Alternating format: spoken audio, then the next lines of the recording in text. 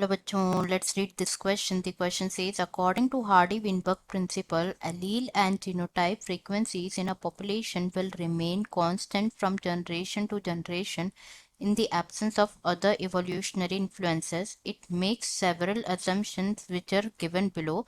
तो यहाँ पे given assumptions random mating, sexual reproduction, non-overlapping generation, occurrence of natural selection, and fifth given है small size of population. तो हमें कोई दो आइडेंटिफाइड टू असम्पशंस जो कि मीट नहीं करेगी, like it do not meet for a population to reach Hardy Weinberg equilibrium. Option है हमारे A fourth and fifth, B second and fourth, C third fourth and fifth, and D given है first second and third. तो यहाँ पे अगर हम बात करें की कॉन्सेप्ट की, तो जो की कॉन्सेप्ट इस क्वेश्चन में यूज किया गया है that is Hardy Weinberg principal. Hardy Weinberg principal. Hardy Weinberg principal की अगर हम यहाँ पे बात करें तो हार्डी विनबर्ग प्रिंसिपल जो है वो प्रपोज किया गया था by GH Hardy and W Weinberg. GH Hardy and W Weinberg in 1908। तो जो प्रिंसिपल था हार्डी विनबर्ग प्रिंसिपल, ये क्या स्टेट करता था कि जो पॉपुलेशन होगी वो जो population is said to be in genetic equilibrium अगर if it not undergoing any kind of, अगर उसमें कोई एवोल्यूशनरी चेंज नहीं हो रहा है तो जो पॉपुलेशन होगी वो हमेशा किस में रहेगी, जेनेटिक इक्विलिब्रियम में रहेगी। तो हम यहाँ लिख देते हैं states that population is said to be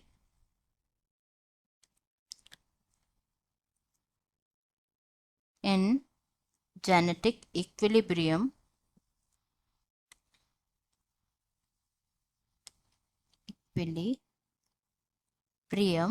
the condition is कि अगर वहां पे कोई एवोल्यूशनरी चेंजेस नहीं हो रहे होंगे, if it's not undergoing any kind of evolutionary changes।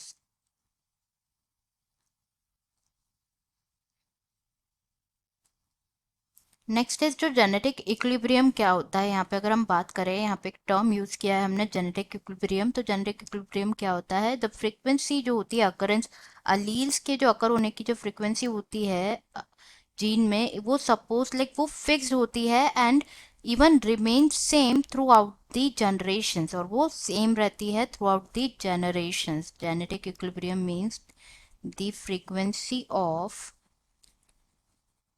frequency of occurrence of allele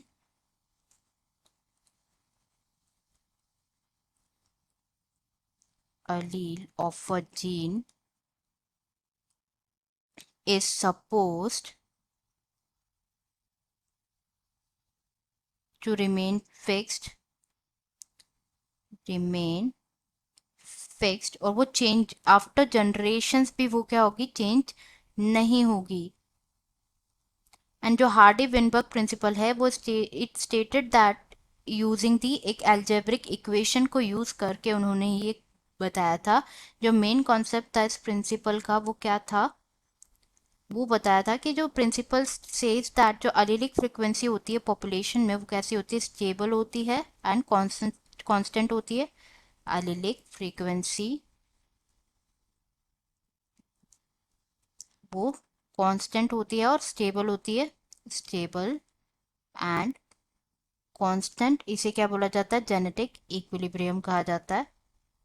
and the formula which they were using, the algebraic formula was p square plus 2pq plus q square will always be equals to 1। वो हमेशा क्या होगा, 1 के equal रहेगा। यहाँ पे अगर बात करें, यहाँ पे जो सम टोटल होता है सभी एलिलिक फ्रिक्वेंसी का जेन में वो क्या होगा, 1 होगा। एंड जो possible like a possible frequencies क्या हो सकती है यहाँ पे, above mention genotypes that it can be a small a and capital a small A.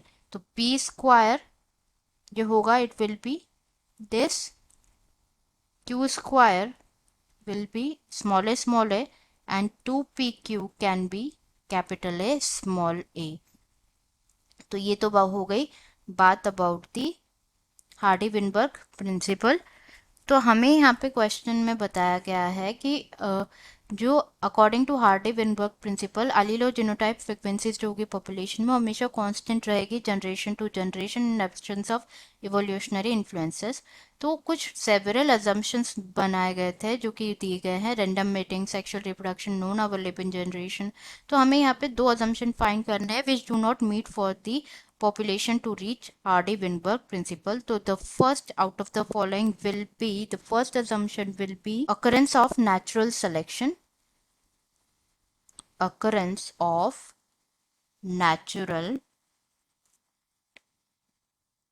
natural selection का अकरोना मीन्स क्या होता है बेसिकली कि according to Hardy Weinberg equilibrium to be reach, जो नेचुरल सिलेक्शन होता है वो अकर नहीं होना चाहिए। नेचुरल सिलेक्शन क्या कर सकता है, अफेक्ट कर सकता है, natural selection can affect the Hardy Weinberg equilibrium. क्योंकि अगर populations will undergoing natural selection तो उसमें क्या होगा, at the locus under consideration तो जो अलील की फ्रीक्वेंसीज होंगी वो चेंज होगी, अलील की जो फ्रीक्वेंसीज होंगी वो चेंज होगी in the specific direction, continuously change होगी और स्पेसिफिक डायरेक्शन में चेंज होगी, स्पेसिफिक डायरेक्शन और कंटिन्यूसली चेंज होगी। तो एक तो ये अफेक्ट करेगा नेचुरल सिलेक्शन को, second thing will be the size of like small size of population, small, second will be small size of population.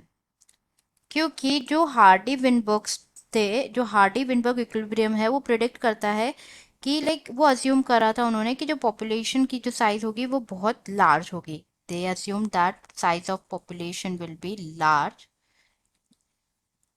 Small size does not allow equilibrium.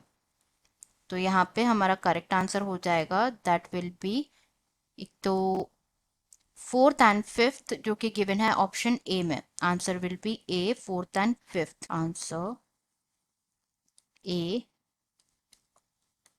fourth and fifth. I hope you understood it well. Best of luck.